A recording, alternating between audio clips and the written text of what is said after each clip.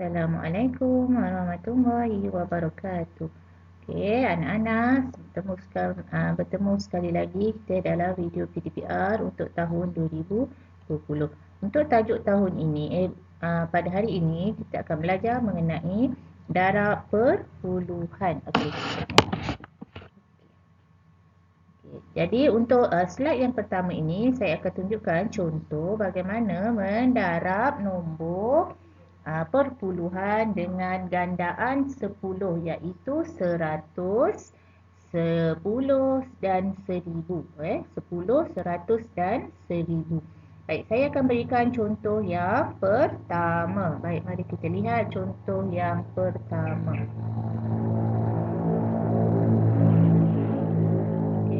Iaitu 100 darab sifar perpuluhan 18.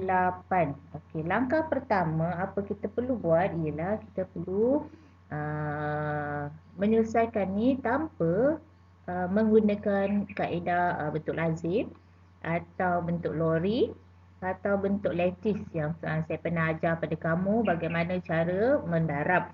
Okey, jadi pada mendarab perpuluhan ini kita hanya perlu menggunakan kaedah darab cepat. Saya dah pernah sentuh pada kamu kaedah darab cepat iaitu dengan cara mengira berapakah nilai sifar, berapakah sifar bilangan sifar yang ada di belakang nombor gandaan 10. Okey, dalam gandaan 10 ni ialah nombor 100 ada berapa sifar? Ada 2 sifar. Jadi kita tahu bila ada 2 sifar, kita perlu alihkan titik perpuluhan ini ke belakang iaitu sebanyak 2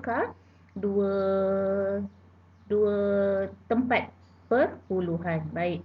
Okey, saya pindahkan 1 dan saya pindahkan 1 lagi, 2 saja. Jadi kita akan dapat jawapannya ialah 18. Itu dia maksudnya. Ini sama macam kaedah saya pernah terangkan pada tajuk yang sebelumnya. Jadi ini kira macam kita ulang kaji lah ya. Okey, contoh yang kedua pula ialah 4.059 darab dengan 1000. Baik, kita kira seperti biasa ada berapa sifar di belakang 1000 ni? Ada 3 sifar. Jadi kita tahu bila ada 3, kita akan pindahkan titik ni ke belakang sebanyak 3 kali. Okey, 1, 2 dan 3. Jadi jawapan kita ialah 4059. Inilah yang saya katakan tadi kaedah mudah, kaedah cepat. Okey, jadi kaedah cepat. Tak perlu menggunakan bentuk lazim, bentuk lattice ataupun bentuk lori. Guna kaedah ini saja. Ini saya dah sentuh hari itu masa kita dalam kelas bersemuka. Jadi saya ulanglah. Okey, seterusnya slide yang kedua. Kita akan melihat darab perpuluhan dengan kaedah bentuk lazim. Ini bentuk lazim Bentuk lazim ni bentuk yang kamu dah jumpa daripada darjah 3, darjah 4 kamu dah belajar. Cuma perbezaannya adalah hanya terletak pada titik perpuluhan. Baik, kita lihat contoh yang pertama ialah 5.6 darab 4. Okey, kena darablah macam biasa. Okey, 6 darab 4 kita akan dapat 24. Jadi 2 tu ialah di rumah sar. Kita kumpulkan semula. Jadi 5 darab 4 20. Okey, campur 2 22.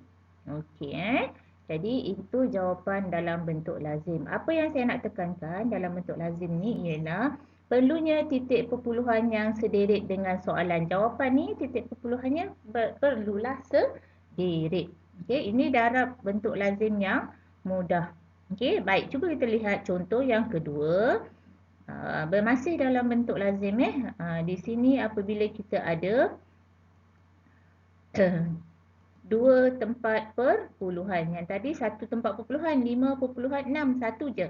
Sekarang ada 2 tempat perpuluhan, kita darab pula dengan nombor juga 1 digit, darab dengan 8. Okey, darab macam biasa, 8 darab 5, 40. Jadi 4 tu kita kumpulkan di rumah per 10 atas 6 tu 4. Kemudian 8 darab 6, 48. Campur 4, kita akan dapat 52. Okey, kemudian titik perpuluhan.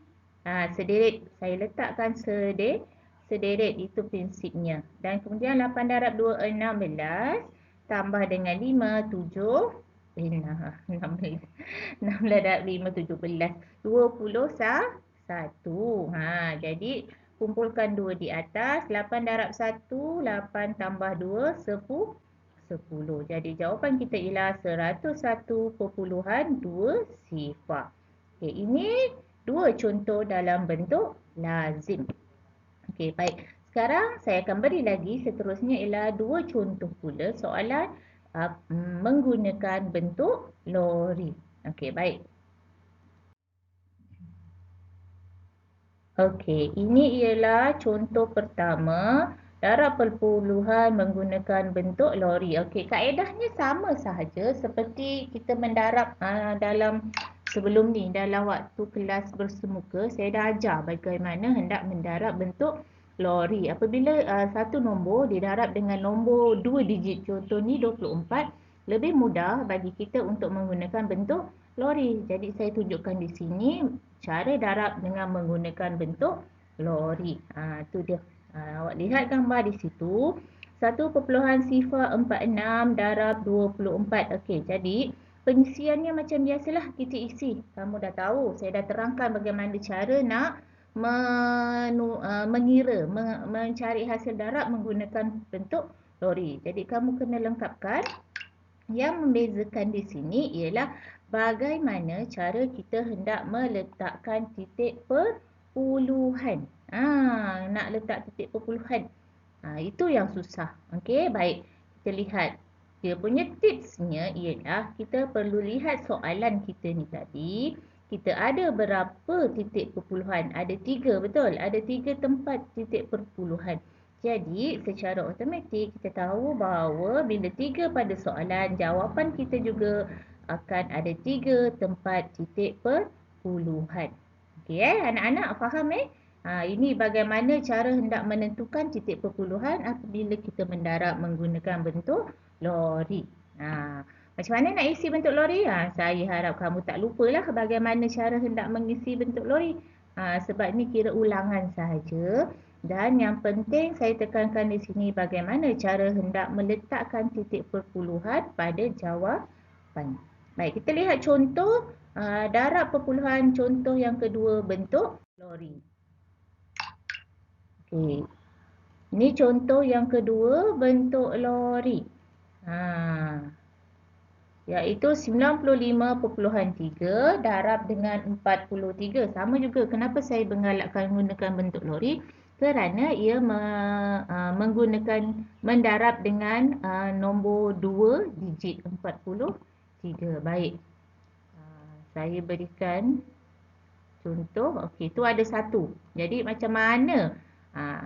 Di situ saya dah beri satu petunjuk bahawa ada 1 tempat perpuluhan. Jadi bila kita dah bentukkan, dah kira, dah darab dalam bentuk lori, kita akan dapat jawapan 4,979. Bagaimana nak menentukan kedudukan perpuluhan, titik perpuluhan? Jadi di situlah tadi yang saya kata ada 1 tempat perpuluhan.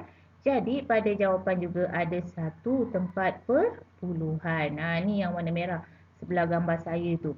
Jadi itu caranya hendak menentukan kedudukan titik perpuluhan pada jawapan apabila kita mendarab dengan menggunakan bentuk lori. Okey, jadi anak-anak saya harap anak-anak jelas dengan penerangan contoh dan yang saya berikan di dalam slide ini, di dalam video ini, dan saya harap kamu dapat membuat latihan yang saya berikan pada kamu. Konsepnya ialah ulangan kemahiran asas cara mendarab masa kita belajar bersemuka hari itu, darab lazim, darab cepat dan darab bentuk OI. Kita apply kan, kita guna dalam cara mendarab perpuluhan. Hanya yang perlu kamu perhatikan pada tajuk ini ialah cara menentukan nombor titik perpuluhan pada jawapan. Okey, baik anak-anak, itu saja saya harap kita dapat berjumpa lagi dalam video PDPR yang akan datang. Okey, wabillahi taufiq wal hidayah. Wassalamualaikum warahmatullahi wabarakatuh. Bye.